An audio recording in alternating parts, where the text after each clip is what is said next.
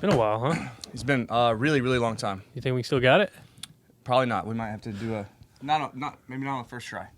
This is A to Z episode 128. Today's guest is Jason Ebarb with the Texas Punishment Crew. It's like they're trying to be too meta.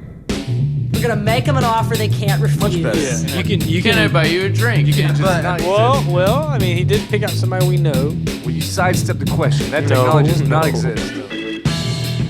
All right, I'm Zach. I'm here with my co-host, Aaron. That's me. This is A to Z Podcast, where we sit down with the folks that make Southeast Texas a better place to live. If you're new to the show, thanks for checking us out.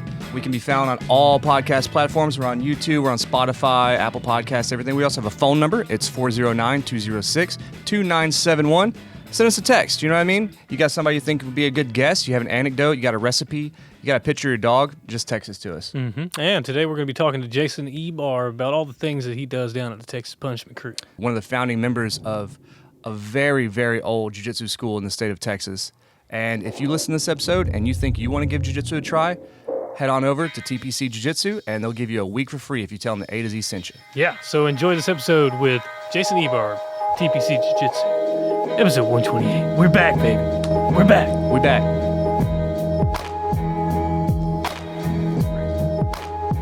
Anyway, all right, I just wanted to ask you a question. Hey, you gonna stop vaping when we do the New Year challenge? You gonna stop I'm just waiting for the long-term studies to come out on that. on the vaping? Yeah. Just keep in touch with me, and we'll see you in 10 years. Well, I know it's better. It's got to be better than smoking for sure. I would think. Inhaling Water vapor. like water vapors got to be better than inhaling combustibles. Gotta be. Man, I'm gonna get so much cancer whenever I'm older. New year, new me. Just cause like the smoking and the vaping and the drinking and Yeah, those are all unhealthy. You might want to take a look at that. Just everything I've done in my life. Hey, at least And you stay. living down the street from plants. At least you stay out of the sun. Yeah. It's a big one too. Yeah. Thanks. I'm pretty pale. Yeah. Yeah, at least you Appreciate stay out of the sun. For sure. Anyway, Well, now that we're off all those depressing subjects, welcome to the show. Jason Ebarb, welcome. My teacher for a long time. Yeah, you know, it's longer great. than- Yeah, We forget. Yeah. yeah, we do forget. How long has it been you've been going there? I started I think in 2010, and I went for like 2 years, and then I stopped when I moved away, and then I started going back in 2017 or 2017 I think, when I got stabbed in the neck, and I beat a bunch of people up, and I was like, oh, I should go back to jiu-jitsu. So yeah, so I guess 5 years Yeah, it's been a while. together. If you take Yeah. out the break, about 5 years, something like that. Yeah. Now you're a kids coach and everything. Yeah, it's great. It's awesome. Yeah. Big role at TPC. Bigger than I would have ever anticipated. Who'd have known? Yeah, you're Who'd have thought? catering to a new generation of ass kickers, I would say. Yeah, Yeah. it's fun. It's rewarding. We got to box the other day. That was great. I let every single one of them hit me in the face at least one good time. How'd that feel? My jaw was sore the next day. Yeah. Yeah, But it was good. surprisingly, the little ones hit harder than some of the bigger ones. Kids Yeah, are they pretty do. tough. I mean, they're strong. Oh yeah. Like my nephew kicks me, and we wrestle all the time, and he is, it's bruises the next day. Oh usually. yeah. Yeah. Because they don't hold back. No. The bigger kids have developed compassion, and they've developed that part of their brain that goes like, all right, if I punch somebody as hard as I can, it's gonna hurt them. But the little kids are like, they just go at it. Yeah, they're like, they said they hit them. Yeah, Mhm. they said I it. hit him. They said it. You didn't get hit very much.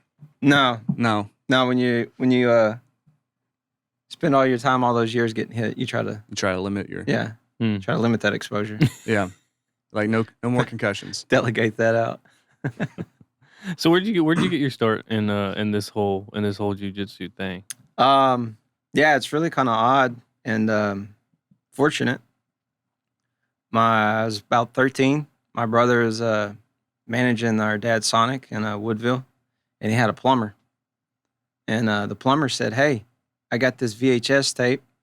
I want you to take it and watch it. It's pretty neat. It's a little hobby me and my brother started." And so he took it home, and he said, "Man, Jason, you have to watch this." And so he put the tape in, and we watched it. It was UFC 4, and it was Hoist Gracie beating all these guys. Is that the one where he's like holding that guy by his hair and just? That's punching him? UFC 3 against was Chemo. Yeah, this is the one where he held Dan Severn in the finals for God, I think it was like 15 minutes before he finally triangled him. That's the one with those little heel kicks to the kidneys. Yeah. Oh, Those signature Hoist heel kicks. And it was funny because we were just so ignorant. And I always say, man, this Royce Garcia is bad. Like we need This Royce Garcia. we need to figure out what this guy does. This is the stuff, because we were always in fighting. We grew up like boxing and fighting. My dad's always liked to roughhouse with us. And y'all were kind of like spindly kids too, huh? Y'all were kind of thin. Yeah. Like Hoist. Well, yeah. Randall was. I wasn't. I was a little doughy kid. Okay. Yeah, Randall got the good the good muscle genes. But yeah, and so then we started kind of training with this plumber in his yard, and he come over and he beat Randall up, and we're like, man, this guy's legit.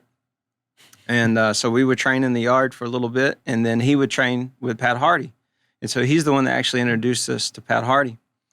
And so we started training with Pat. This was probably in, 96, 97. And we've just been with Pat ever since. We lived in Jasper. And so we would drive over. About back then, Pat would only teach Monday, Tuesday, Wednesday. did he have like a school or something? Or was it just at his house? He had a school. He paid for everything out of his pocket. Didn't charge students any tuition. He just did it because he loved it. He would fly to California to the Gracie Academy and do like a week's worth of lessons and come back and teach us. And he would go about once every like 6 to 8 weeks. And back then, when we met Pat, he was a blue belt, which that's only the second belt. It goes white, blue. But he was like the highest ranked, like one of the highest ranked people in the whole state of Texas. Like all of Texas, yeah. Yeah. Well, in the 90s, like jiu-jitsu wasn't really like, it definitely wasn't as widespread as it is now. But, Oh, no, not at all. not at all. but Yeah. I mean, it was like, Especially American jiu-jitsu. yeah, Yeah. Like probably then there was no American black belt at all. really. Yeah. Golly. Maybe one or two. I don't want to misspeak or Yeah. Maybe put like out. one in New York or one in LA or Yeah, something. like something like maybe Craig Kukoc. I know like maybe he was one of the first ones. But yeah, very primitive. Very, Yeah. very primitive. Yeah, I remember in the 90s I was doing taekwondo. Like every Same. single strip mall had like taekwondo Mhm. and in the 90s, Yeah. Yeah. And so, and then, and then Pat being with Hoist and us watching Hoist in the UFC, that's just all a coincidence, Mhm. Like I tell a lot of people that story and they think we went and sought out Hoist. No, like I would have never dreamed in 1,000 years that when me and Randall were watching the UFC, that one day we'd be getting our black belts from the guy we're watching. That's like sitting here, like changing our lives, like literally like life-changing experience to watch that fight. Yeah. And Just a VHS tape in Jasper, Texas. yeah, and that was UFC 4. And so we'd go to the tape store and talk to the tape store guy. Hey, when's the next UFC? When are you going to get the next UFC? Because this was before it was on pay-per-view. Yeah. And then I remember the very first one that we actually watched live on pay-per-view was UFC 8. So that's like, gives you an idea like how long we've been kind of watching. And then probably ever since then, we've watched almost every single UFC. It's just, I remember seeing UFC like next to like Faces of Death. Yeah, it was in that special interest section. Uh-huh. Yeah. Yeah, you'd go Like, back there. and it just, you thought it was like this, it's just violent cage fighting. Well, that you was know? what was on the box. It was like no holds barred. Like use all the no verbiage. rules, Yeah, no no time rules. limit. But Yeah. that's what it was, Yeah. And they used to produce it as more of like an entertainment Mm. factor versus Like kind of like wrestling or something like yeah. that. Right? It was back when the SEG had it, and then when they sold it to Zuffa, it kind of changed the appearance of it. Just more of a sport. Started adding rules, more time limits, and weight classes, more weight classes. Well, they had to also too because John McCain was railing against it. Yeah, Really? He called it human cockfighting for like 10 years and try to get all of the all the councils to not approve it and stuff like that. So well, even back then, it was only legal to actually have the event. It was only legal in like 3 states. yeah, like- yeah, like Alabama and like Oklahoma, Alabama, and then they got to Louisiana. Yeah. But there was very few states that would even It was wasn't even even legal to legal, host it. in Host New it. York until like 3 years ago. Yeah, Yeah. So yeah. And Really? California. Yeah. Mhm. To Oh, even yeah. have the Yeah. fight there? To have MMA, period. Yeah, that was the big deal to be able to have it at Madison Square Garden where all Yeah. the fights, all the historical fights have been. Yeah, you as had far people. as like You had boxing. people braining each other and like getting super massive concussions in Madison Square Garden for decades.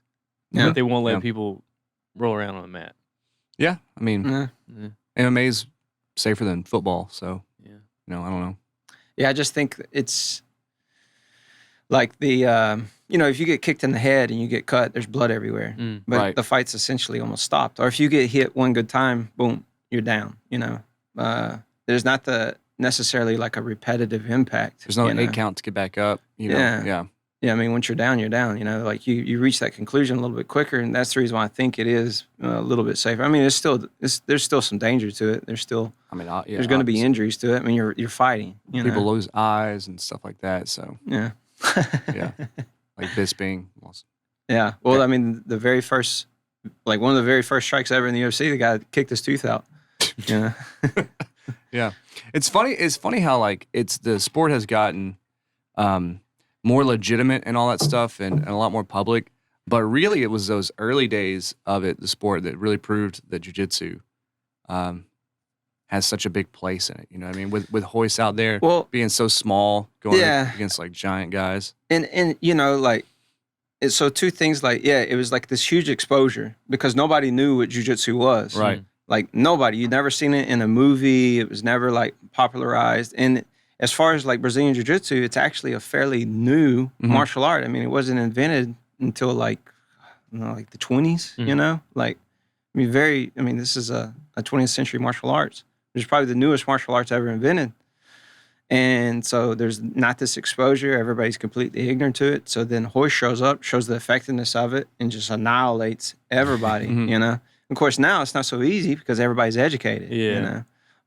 But it just showed like before the UFC and Hoist, there wasn't this factor. There wasn't this staple art that you had Well, to know they called thought if you Brazilian knew kung Jiu-Jitsu. fu, you were a badass. Exactly. Yeah, they thought everything was on the feet, like Karate Kid and, and boxing and Rocky, and that everything was done with strikes. And Hoist proved that you don't even need strikes to be completely effective. And so then when you add that to like a self-defense scenario, when you're talking about just like a female trying to learn how to defend herself, like it's going to be easier for me to teach a female how to get on somebody's back and choke them versus how to land a head kick and knock somebody out. Oh yeah, absolutely. Yeah. Yeah. The probability is way better, or just to be able to manage distance, to be able to manage control. And that's the thing too, as far as like a self-defense scenario, everything's like close proximity. Somebody's gonna grab you. It's gonna be like a close thing, Like usually you're in a bar, or maybe especially like for a female, like they come up and You're getting assaulted. Yeah. Nobody's gonna tap you on the shoulder, take 3 steps back, put their stances Come up. with me. Get in the van. Like we're about to challenge, Like that's an organized thing. Yeah. Right. Yeah. And that's what Brazilian Jiu-Jitsu is designed for, that close proximity, distance management. I'm going to get close, or I need to get far away. Just try to create a scenario and position it where you're creating a situation where you can hurt them and they can't hurt you. And, and then even Brazilian Jiu-Jitsu itself has evolved into something different from, we're kind of discussing MMA, but even Brazilian Jiu-Jitsu itself, the sport, has completely evolved to something different than what I it was was. kind of going when to we ask about first that. I was started. like, how has it evolved? How is it different than what it was when you were starting? The MMA or the sport? The Sport jiu-jitsu, jiu-jitsu? really? Yeah. Yeah. I mean, Yeah. the sport's like that's more like the competitions and the, Yeah, so like sport competition, it's more like I always describe it as like a wrestling match, yeah. except for like you're trying to tap the guy out and points are awarded versus like on position or like progression. And then if you get to the end of the time frame and there's no submission, well then you resort to the points. And then there's no strikes. And then there's different kind of tweaks on that rule format that I just described. But that's essentially it, In the beginning, it was everybody trained jiu-jitsu like to fight. Like you're eventually going to get to a fight. You use the tournaments and even if you still look at the point structure today, it's still to go towards the points. But So what happens is people get like really obsessed, and I think this is the huge exposure with it being like Americanized, like now is just strictly sport jiu-jitsu competitors, and then when you add the gi to it, the grips, so what happens is a system will get so like centralized around the sport that there's entirely no way you could perform this system in a street or a cage. Yeah, because you're it's gonna all get built around having holes. yeah, and you're putting yourself in situations where like you're gonna get monkey stomped in a fight. Right. Like there's no way you're gonna get your face pounded. Yeah. If you're doing no-gi sport jiu-jitsu and you go inverted, that's going to work in the tournament. But if you try to come upside down at somebody, Yeah. steel-toe boots on, But even with that being said, I still think it's like a positive thing that the sport jiu-jitsu has evolved that way. It's just like more of an observation that it is. So sports it's jiu-jitsu completely is almost different. not even functional in the real world.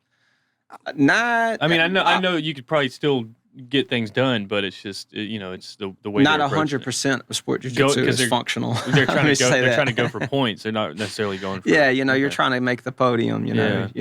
It's more about it's the strategy centralized around the point system, and that's with any sport. It's the same thing you've seen in Taekwondo, same thing you've seen in Judo. It sounds like jiu-jitsu with math. It sounds kind of boring. It's not boring when you're doing it. Well, I'm sure. Yeah. Well, I'm sure, but it's just like you're trying to get very points, so you're nerve-wracking. like doing certain moves just to get the points. And the beauty of it too is like me, like I like MMA, but I don't train that much MMA anymore because to train MMA, it's hard on your body. Yeah, But you can train sport jiu-jitsu all day long as you're smart about it. Like, you may get some injuries, but if you're smart about it, like you can do that for a very prolonged period of time. Right. If you do your lower back stretches. Yeah. Yeah.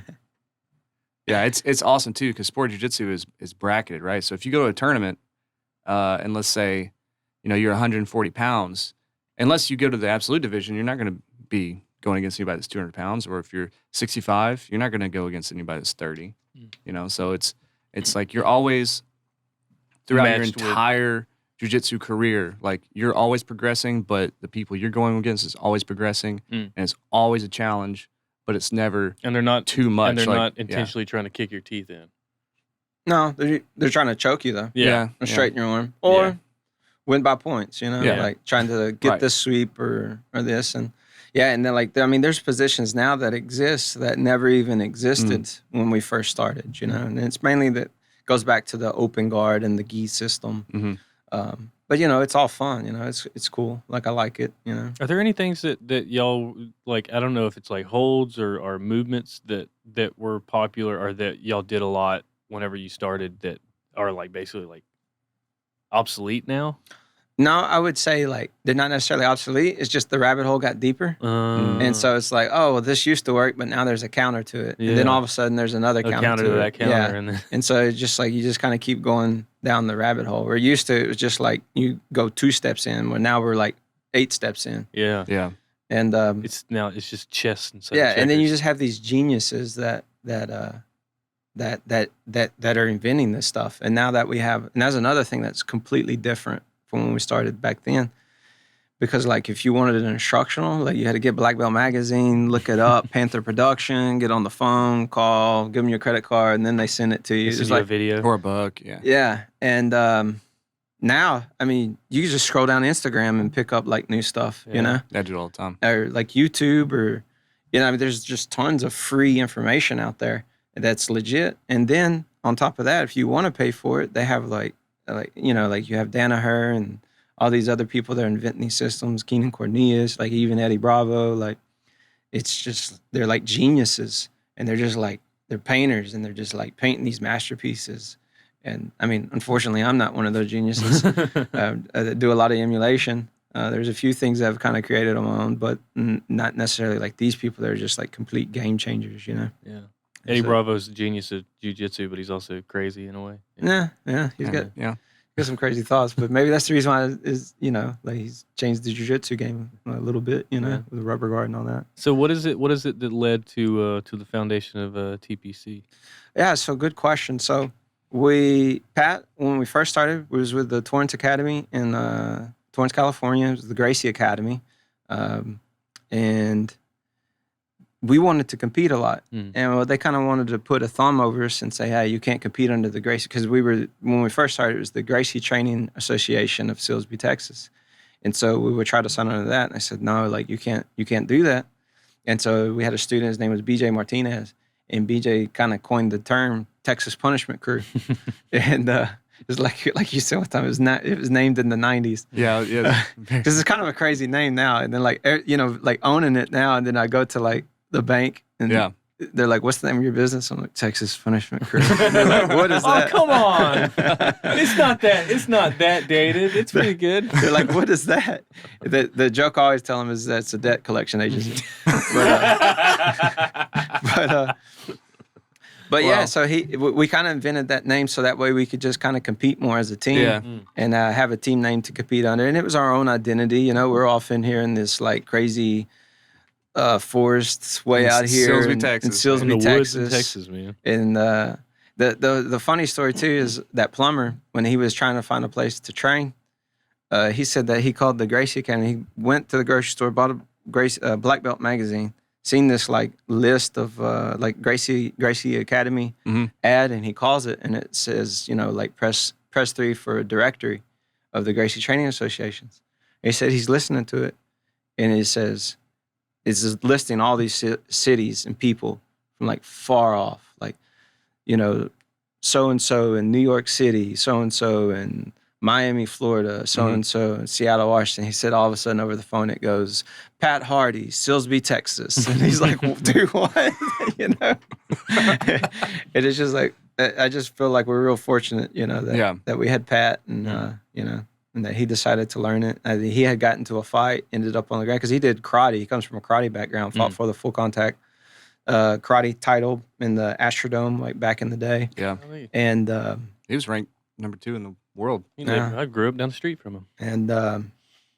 And so, yeah, he got into a fight and ended up on the ground, and seen that he had a hole in his game and had enough humility to seek out what the answer was. And he was aware of the Gracies, and it was before the internet. He said he wrote them a letter. They wrote him a letter back, and he enrolled in the instructor training program, and that's how we got it. And then he just opened the gym to find training partners. He's just looking for somebody to train with. So he's only never charged anything. Oh, he's just looking for, you know, practice. He's looking for bodies, Bodies to stack. Bodies, yeah. Yeah. It's so strange that it is like that, like Seattle, Miami, New York, and then Silsbee, Texas. Like how serendipitous is that? It's crazy. Yeah. That I have anywhere in Texas. that it wasn't Houston or Austin or Dallas, you know, it was Silsbee, Texas. It's so cool, you know. And it was like, I mean, when I was young, I remember seeing the flower shop, and even before I ever went over there to the Colonnade, like I used to look at that and be like, all right, I'm gonna go do that one day, because I'm from Silsbee, he's from Silsbee, you know. But I went off to college and I came back and y'all were over there, so Yeah. finally went over there. But and then Pat is Hoyce's first black belt that he ever gave out, and you and Randall are like 7 and 8. Like 9 and 10. 9 and 10? Yeah. 11 and 12, something like that. Yeah. Yeah, it makes you very proud to go to the school I go to, because, I mean, some people don't really care about legacy and prestige, but, you know, I happen to think that there's a lot of I think if you could look at a prestige, gym's track record and see Yeah. that they have a solid track record, you know. We got the longest track record in this area. And it's just because we just started because of Pat, you know. He started in August of 93. UFC 1 was November of 93. So it's actually pre-UFC. Like, he didn't have this, like, oh, I watched Toys on the tape. He was like real world experience. Like, I got into this fight. I ended up on the ground. I heard about these Brazilians in California. Let me write them a letter. You know? It's like, wow, you know? I'm gonna drop him a line. It had to have been really interesting to be doing any martial arts in the 90s. Any like serious martial art like y'all were, in that, like, you know, there was all that hype from Karate Kid, like you say, and all these movies like that have been going on for a while, but it was just, you know, people probably still saw it as some kind of weird thing, and it seems like it's a lot more broadly accepted than it used to be. It's not such a It's not so niche. yeah, it's not so niche as it used to be. It's more people are familiar with it. Yeah, I'm starting to see like different, like my generation's the Hoist Gracie generation of people who started Brazilian Jiu-Jitsu. And then we've seen this other generation of the ultimate, I call them the ultimate fighter Oh generation. yeah. Where that's when like the UFC exploded really. Right. You know, like it was getting popular. And then that first ultimate fighter, it just exploded huge. Yeah, you And could so- be like, you could ask somebody who's Forrest Griffin, they'd be like, "Oh, I saw that. I saw that on Spike TV." Yeah. Yeah. And so we had that ultimate fighter generation, but it was still like, I feel like it was still like kind of closely linked to like MMA. But now I feel like we're getting like the real first wave generation of it's just straight Brazilian Jiu-Jitsu. And I call it the friend generation. Like my friend started training, I knew him. And Oh, yeah, I yeah. went and started training. It has nothing to do with MMA. Yeah. It's like their friends training. Because you know? that MMA crowd is like they're just looking to, because it's cool. They want to fight. They want to be. Yeah. They want to be. Awesome or Yeah. or badass Yeah. or whatever. Yeah, it's crazy too, the diversity of people that come to class. It's like, I mean, we have Maestro that goes there. We have, you know what I mean? We have, there's doctors that have come and gone and ambulance workers and teachers and elementary school teachers. And it's literally for everybody. Yeah. It's awesome. Yeah, it really is. It's a collection of people that come to, and this is not just our gym. Like I feel Yeah. like it's any Brazilian Yes, Jiu-Jitsu all. gym. You'll see the same thing, very similar environment, where it's just these group of people that would normally never like be in the same room together, but they just have the same interest, and they can put everything to the side and just talk about this one common trait that they have that they're trying to learn Brazilian Jiu-Jitsu. And maybe it's like this ex-felon helping this correctional officer, Yeah. Like seriously, you No, know, yeah, you'll have absolutely. like a prosecutor helping a defense attorney. Yeah. Like, I mean, these are like real world things that I've seen on our mat, you know, Yeah. and it's, it's just awesome to see, and they're both aware of each other's background, but they can put that stuff to the side, and just practice Brazilian Jiu-Jitsu. And to me, that's one of the most beautiful things as an instructor, and to be able to create this environment and to be a part of that, and to be able to witness that. And, You think time you've and time got again. you've gotten more of a kick out of teaching than you have out of doing it?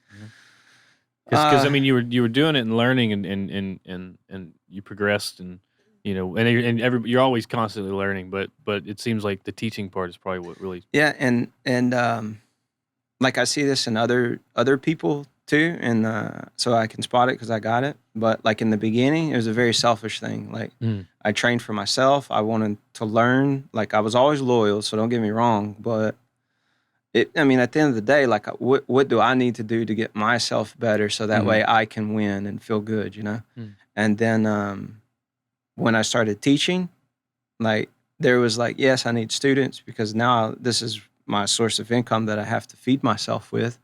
And so there was that carry onto it, but I was still competing very heavily when I first started. So there was still like a little bit of selfishness with it, I would say. And I'm just being like honest. I don't want to make it sound like I'm like was selfish to a point to a fault. Yeah. It's just observation, But now I feel like as I've grown older and I've matured, like now the real reward that I feel is like seeing other people progress. Yeah. And I'm sure you can definitely relate absolutely, to what yeah. I'm talking about because you're a kids coach, you Right. know, and like even just at that level, like it's because you're completely removed from it, like as far as the accomplishment, like because you don't It's go not out there your on the mat accomplishment, with yeah. them. Yeah. Yeah, you don't do the armbar for them. You can see it in their eyes that they want to give up, but then they don't, and they keep going. Where maybe 3 months ago they would have gave up, Yeah.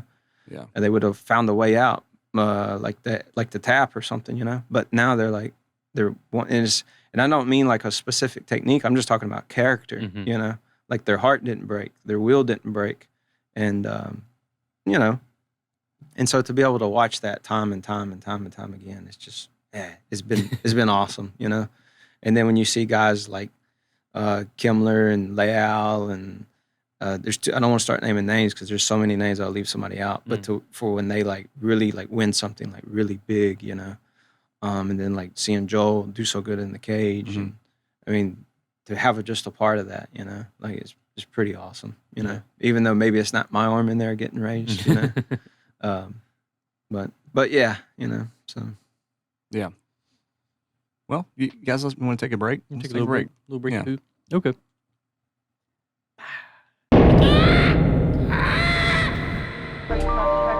You are listening to A to Z Podcast. A to Z Podcast Studios are funded in part by patrons on Patreon. If you would like to become a patron, visit patreon.com/A to Z Beaumont. That's A2Z BMT. Well, all right.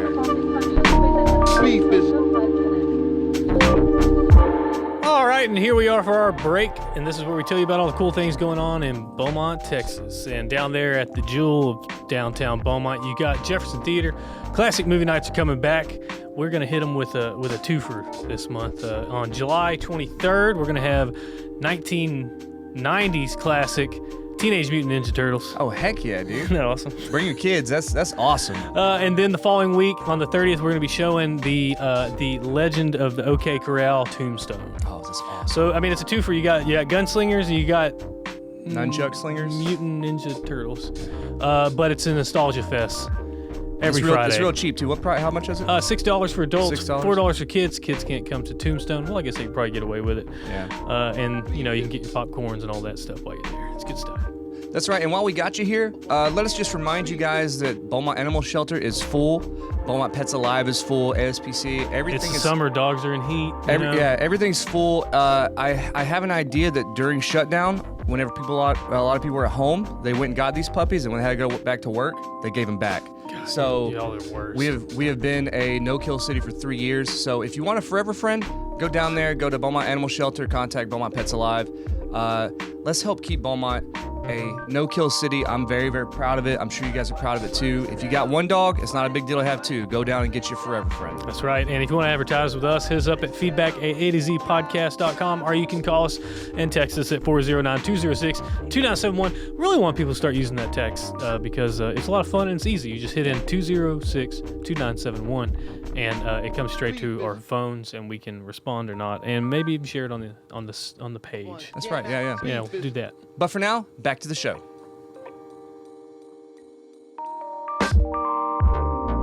Wow. It's hard out there. It's a lot of history though. Definitely we're talking about. Ooh, this saw moved. I hate this thing.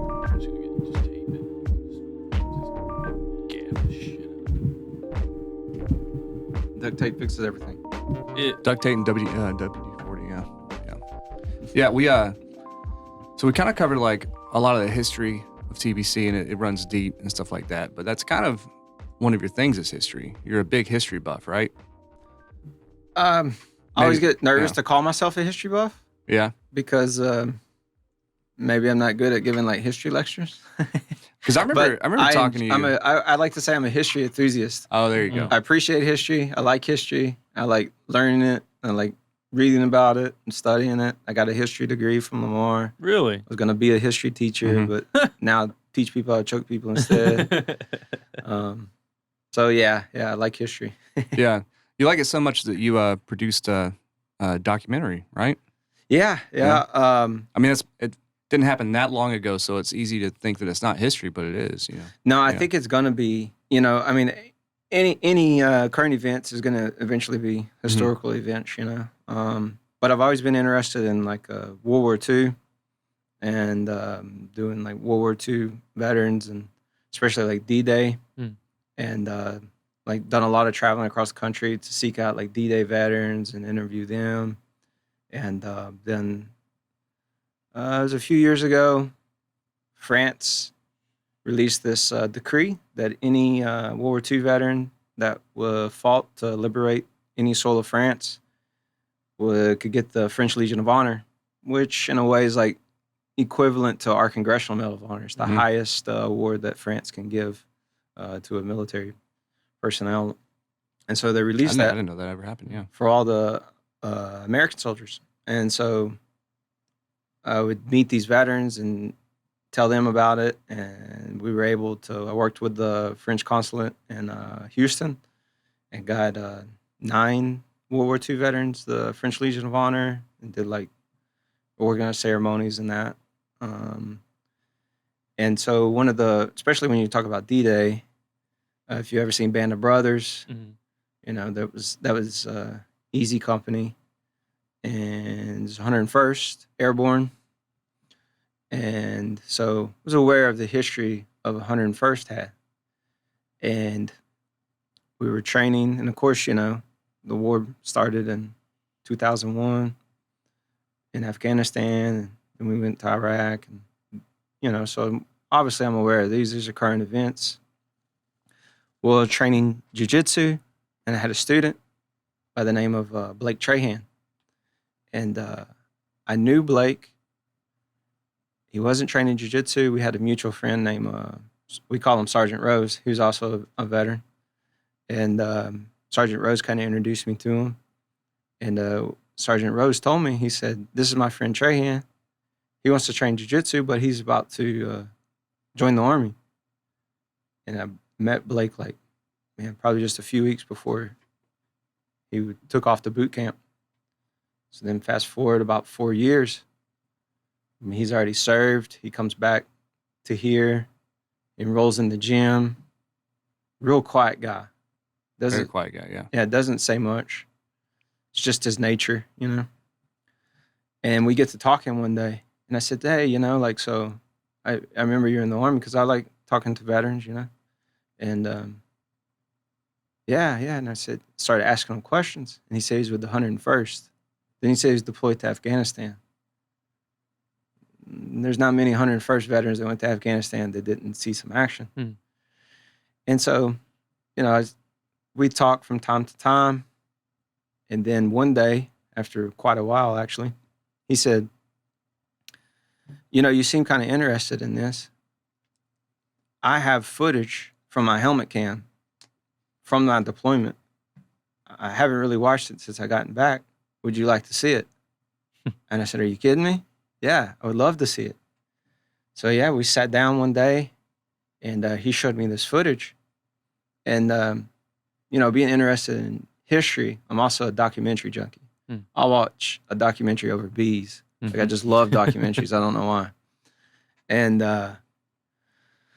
so I said, man, I know you don't like talking about this stuff for obvious reasons.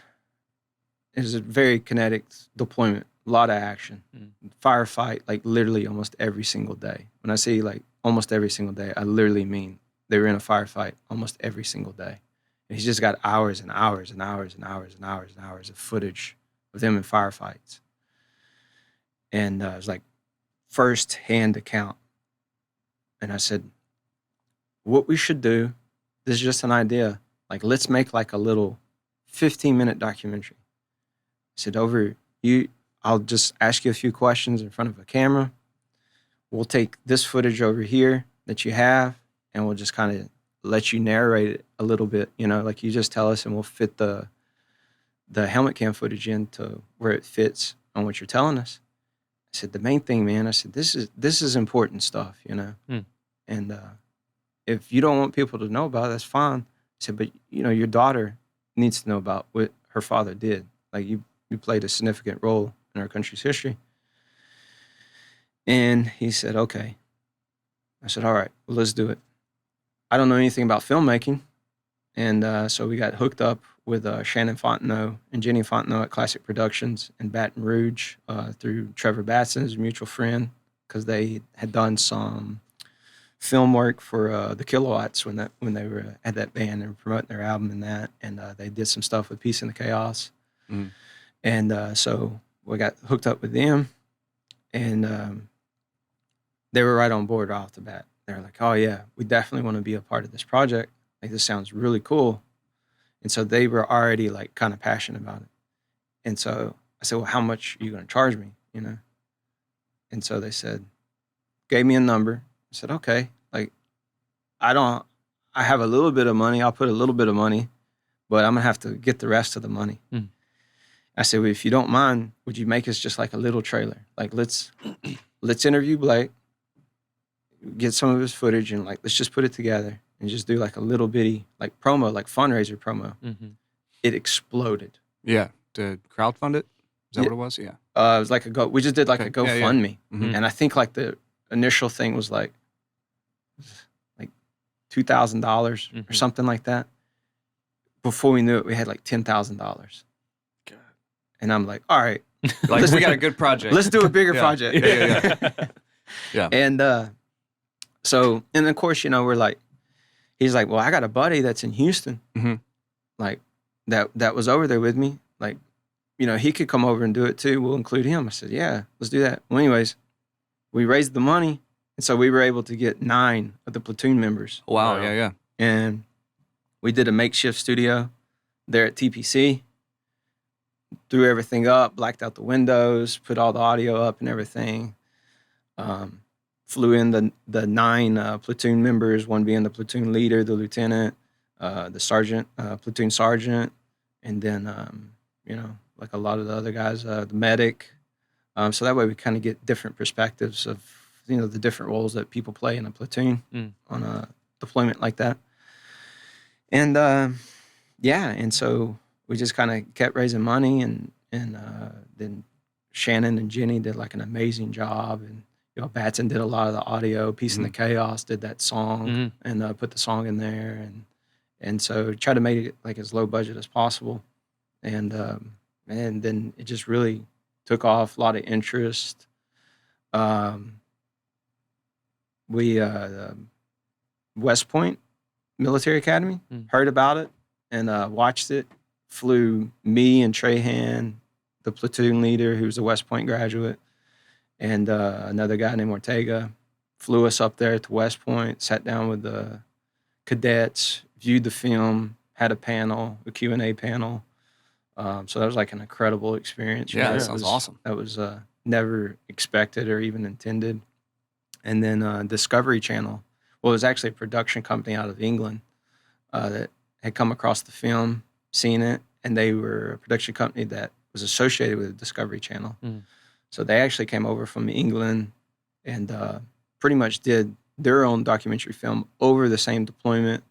Pech River Boys, that's the name of our film, Pech River Boys, Tales from Afghanistan. It was more focused on Blake's platoon.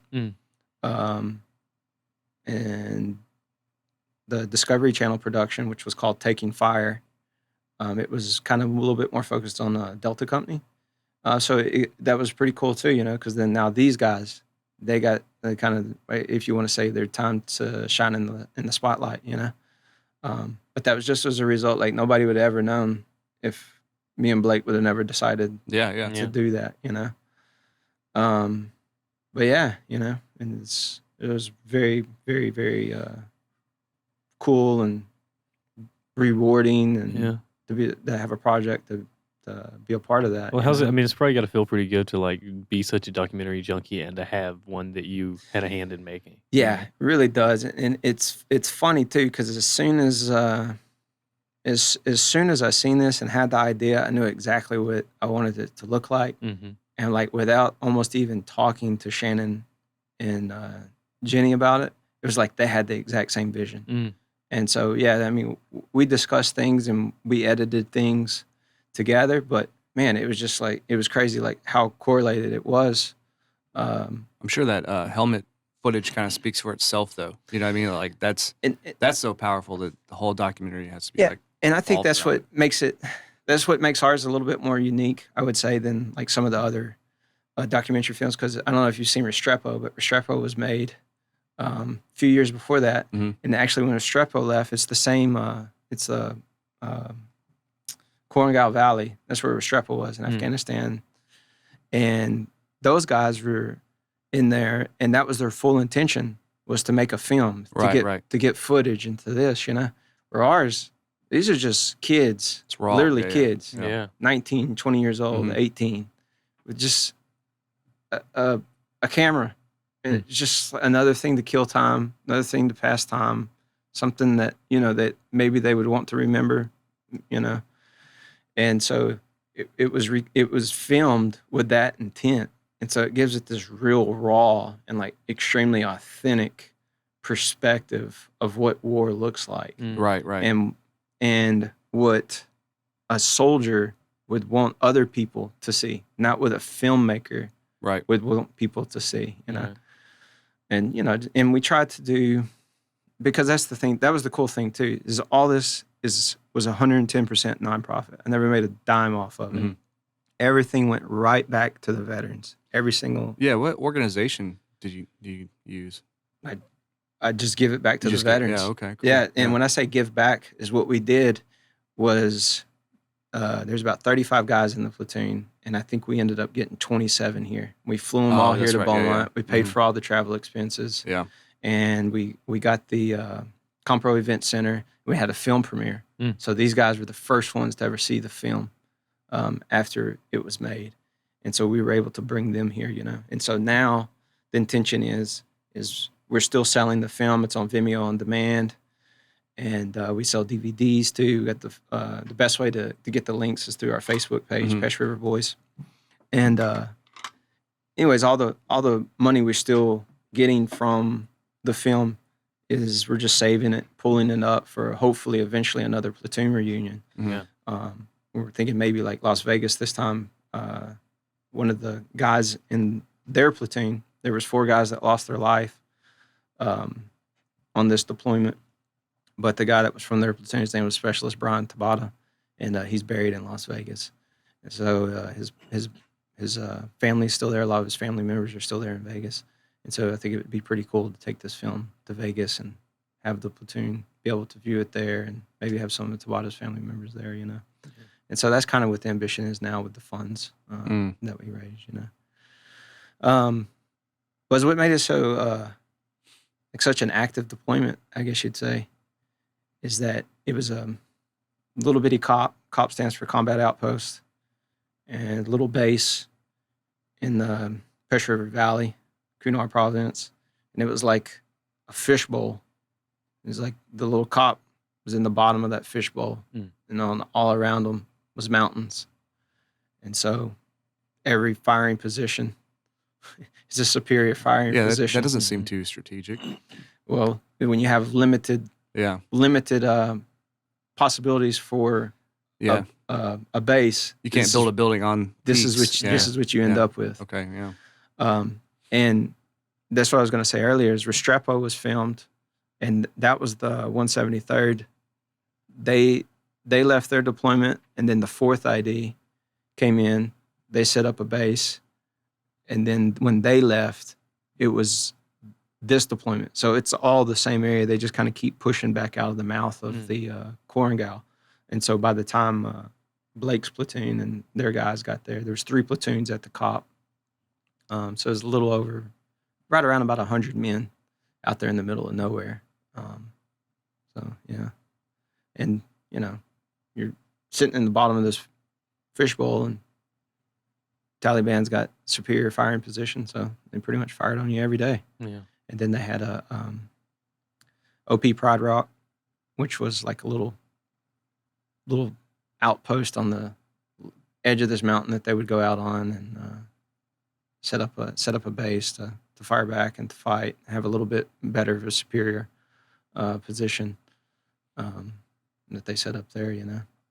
But yeah, pretty much taking fire like every single day. Yeah. They said the longest firefight was right around election time. Taliban didn't want the villagers to go vote. Oh, yeah. They wanted to suppress that, so they engaged in a firefight, lasted about 23 hours.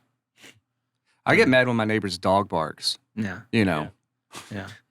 And I think, too, the snippet, it's like you said, you know, and it would be like, and you talk to these soldiers, and, you know, like I've talked to like Special Forces, West Point graduates and that.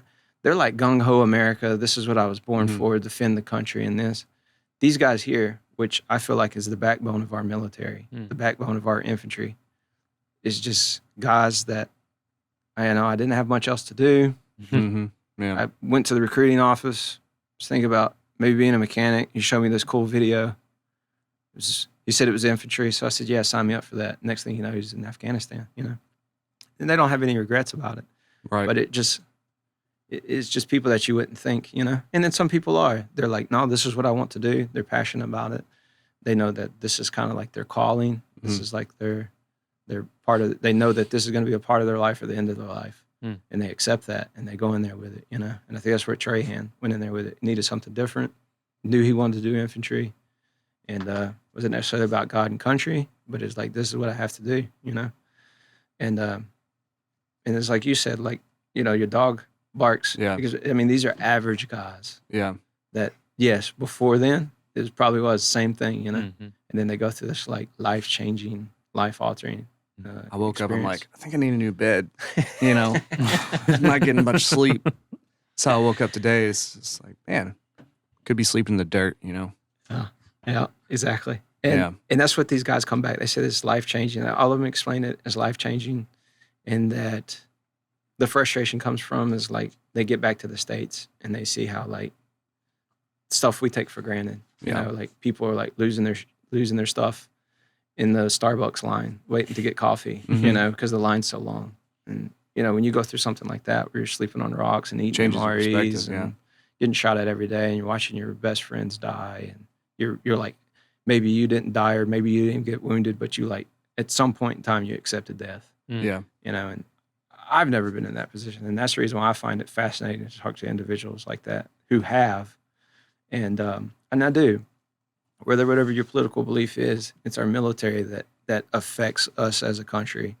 And we do have a debt of gratitude, I feel like, to all our veterans who make up that military.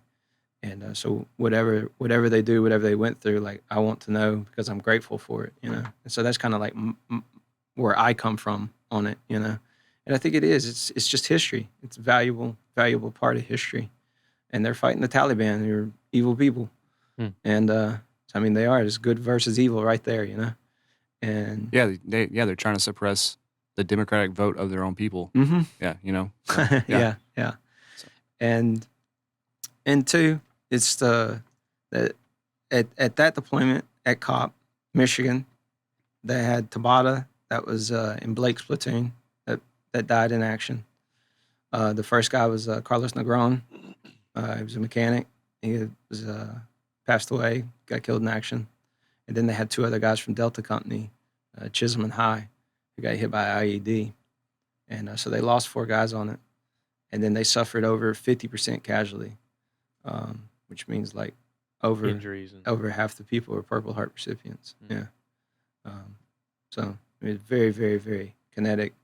I feel like nobody would have ever heard of it, you know, if it wasn't for the film. do you feel like it's like, I mean, there's so many of those stories throughout history that we don't know about. Yeah, and it's so- only because somebody Right. like you And- chose to capture that. And I think too, like it represents like even those untold stories that maybe will never be told.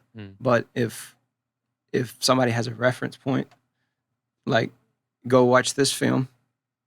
Like, this is very similar to the experience that I had, you know? Like, I feel like there's a lot of value just in that, you know? And most vets are really quiet too, so there's gonna be Yeah. a lot more stories you don't know than the ones you do. Yeah. You know. No, I think so. And I feel like too, it's like therapeutic for them to be able to be interviewed and to kind of like speak something out loud and to make it real and to put it out there. And so it's good for them for that. It's good for them to remember their fallen brothers, you know, that were killed over there.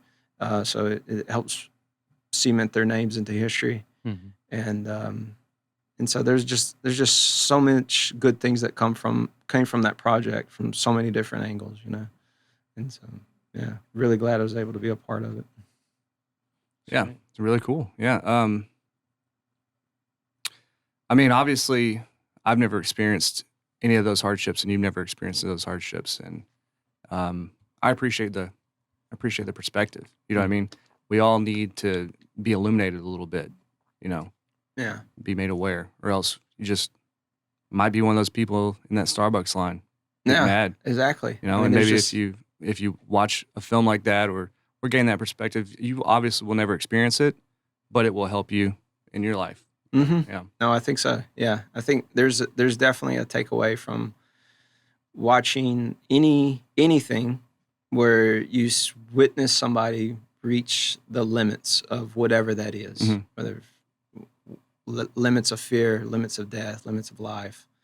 When you're able to witness that, there's some kind of takeaway there. Yeah. I feel like no matter what it is, and if you present it in the correct way, I think there's a lot of takeaways. Especially like with film. I mean, I can watch something about bobsledding, and if they present it correctly, I'm like, right. yeah, I get it, I feel it, you know, like. So anyways, and I think there's a lot of takeaways there that a lot of people can relate with, you know, as long as they kind of put political bias aside and just look at it for what it is. Like these are kids that went through an extraordinary, life-changing, altering situation.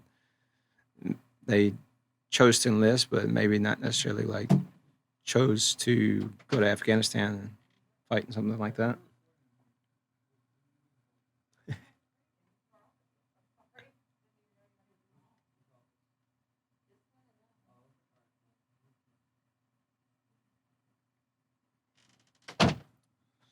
Times have changed. Yeah. Anyway, Well, it's I don't know. It's good that you took the initiative on that, and that because like you were saying earlier, if he had that footage and he was just kind of just sitting on it, if it might have just been in a box on a hard drive somewhere. Yeah. And then it was cool too to see Discovery Channel do theirs, and they included Blake. They even came to TPC and showed how Brazilian Jiu-Jitsu has helped him with his PTSD. And but to see Delta Company kind of get a lot of recognition, just like a whole different perspective of the deployment there at Cop, Michigan. It was really cool to see that too, yeah. And if it wasn't for the film, like maybe it would have never happened, Yeah. So, Was he looking for Rocky? Yeah. yeah, he's right here. He's just chilling.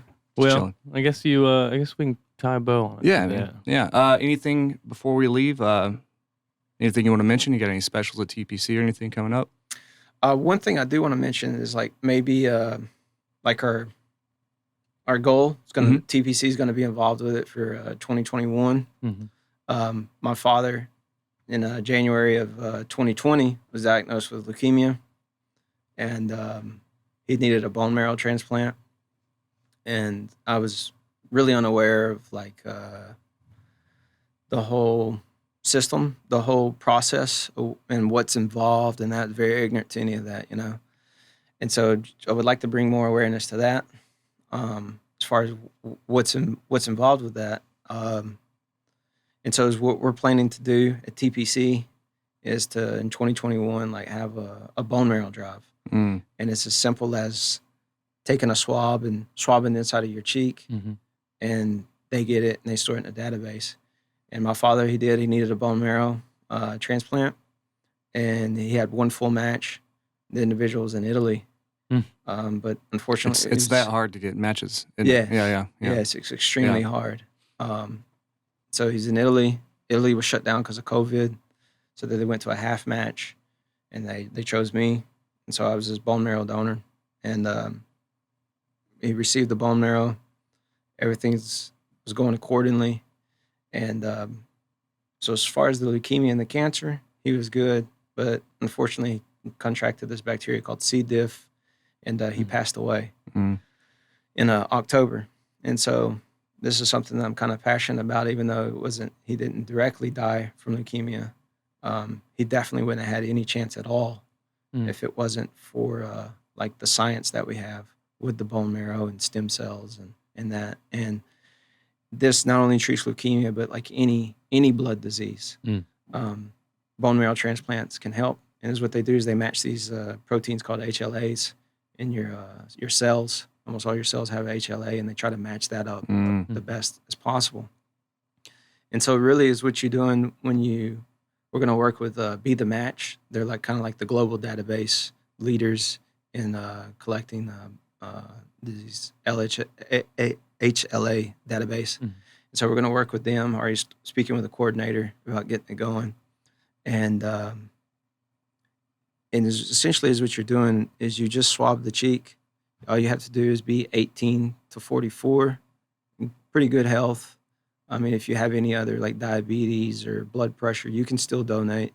You just need to have everything under control. If you went through chemo, you can't. And even if you're 45 to 60, you can still donate. It's just not as likely that you're going to get the call. And the call could come, it's different for different people. Minority groups, it's even less.